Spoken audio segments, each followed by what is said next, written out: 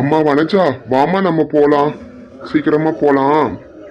காலையில வந்து நம்ம ஜாமான்லாம் வந்துடும், அதனால இப்போதைக்கு அட்ஜஸ்ட் பண்ணி படுத்துக்கலாம். ரவீன் புதுசா ஒரு பழைய அரண்மனையை விலைக்கு வாங்கியிருந்தான். ஆனா அதுல பேய்கள் இருந்துச்சு. எங்க இத பாக்குறப்பயே பயமா இருக்கு, இத போய் விலைக்கு வாங்கியிருக்கிறீங்க? You must tie. அங்க பல பேய்கள் இருந்துச்சு.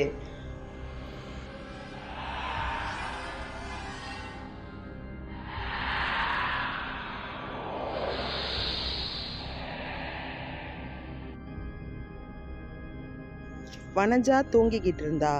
அப்ப அவளை எதிர்பார்க்காம ஒரு பேய் அவளை வந்து பிடிச்சிச்சு.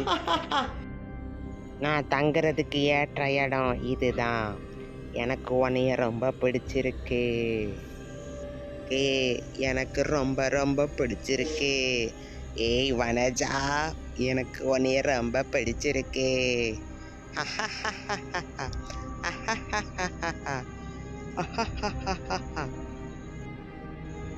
அடுத்த நாள் காலையில ரவீனுடைய மனைவி வனஜா மாறி இருந்தா. அவ உருவமே மாறிடுச்சு. ரவீன் ஒரே ஆச்சரியத்தோடு பார்த்தான். இந்தாயா, போய் ஆட்டு ரத்தம், மூளைக்கறி எல்லாம் வாங்கிட்டு வா, நான் வேலை செய்யணும்.